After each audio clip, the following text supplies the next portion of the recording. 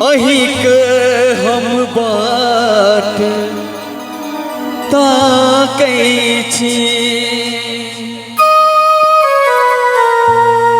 ब्रह्ममुहूर्त के मेला ऐसे किस मेलोडी गीत हम सुनावे। भला हम प्रेम के रोगी, भला हम प्रेम के रोगी, अहिक हम बाट ताकै छी। रहै छी याद में डूबल, अहिक हम बात ताकै छी। रहै छी याद में डूबल, अहिक हम बात ताकै छी। भला हम प्रेम के रोगी, भला हम प्रेम के रोगी, अहिक हम बात ताकै छी। रहै छी याद में डूबल, अहिक हम बात ताकै छी।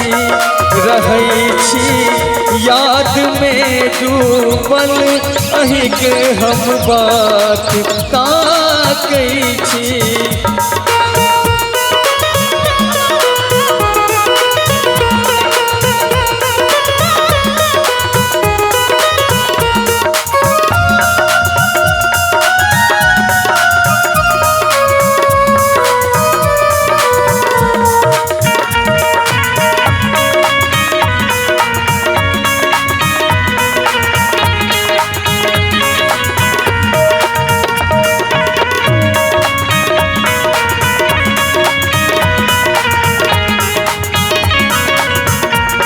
छलियो चाँद के टुकड़ा, नयन ससुराग के सागर,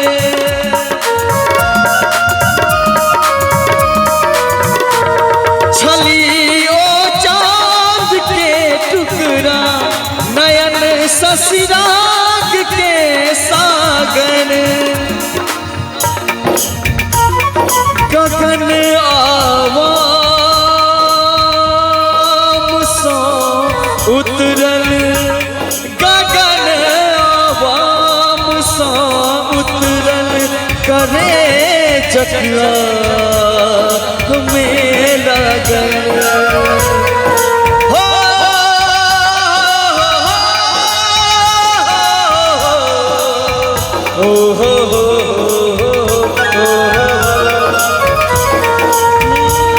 छलियो चाँद के टुकड़ा, नयन ससुराग के सागर।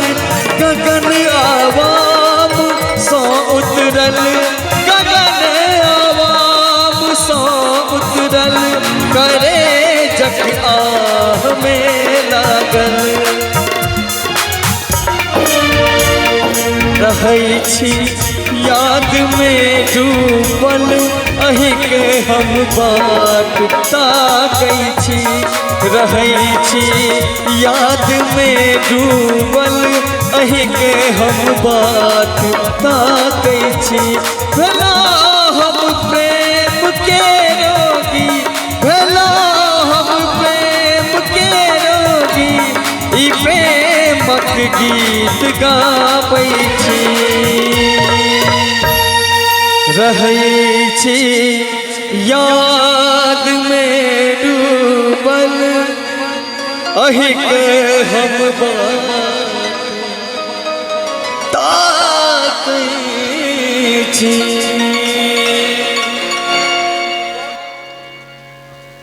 बड़े सुंदर